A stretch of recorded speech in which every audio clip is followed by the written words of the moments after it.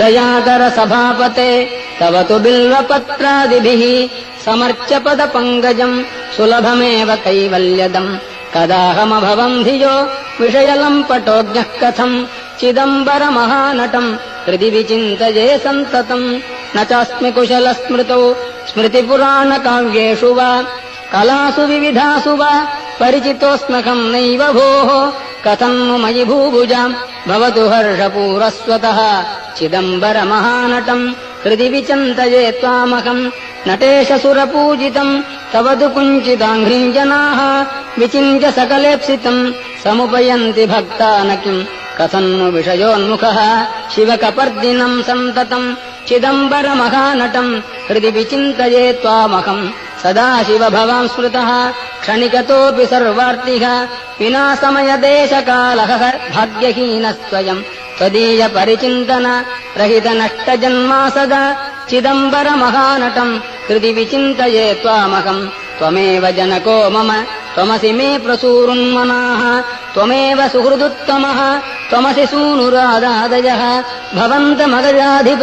त्रिदश सार्वभौमत्वकम् चिदम्बरमहानटम् हृदि विचिन्तये सन्ततम् मृकण्डुतनयम् पुरा शमनपाशसम्पीडितम् यदीयपदपङ्कजम् शरणमेवावापस्वकम् निहत्य यमुनाग्रजम् शिततमत्रिशूलेन तम् चिदम्बरमहानटम् हृदि विचिन्तये त्वामहम् उमासखचिदात्मकम् तव तु दिव्यरूपम् विभो हृदन्तरनिविष्टमप् अहमपारयन्वीक्षितुम् उदैव विचरन् बहिर्व्यपनयम् सकालम् कदा चिदम्बरमहानटम् हृदि विचिन्तये त्वामहम् विमृश्य मयि किल्बिषान् अवधुनोत्ययम् नार्हति प्रकाममतिदुष्टधीः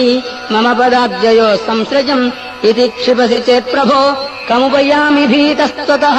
चिदम्बरमहानटम् हृदि विचिन्तये त्वामहम् जनाः कतिकतित्रिगो सकलवेदसारात्मकम् पुरातनजनुः कृते सुकृतवंशयैस्त्वाम् किल समर्च्य कृतिनो न किम् दुरितकृत्कथम् त्वामहम् चिदम्बरमहानटम् हृदि विचिन्तये त्वामहम् पतञ्जलितपः फलम् मुनिजनौघजीवातुकम् प्रपन्नजनकल्पकम् विधिहृदब्जसंवासिनम् सुपूजितमहर्निशम् श्रुतिपथैकनिष्ठैर्द्विजैः चिदम्बरमहानटम् हृदि विचिन्तये त्वामकम्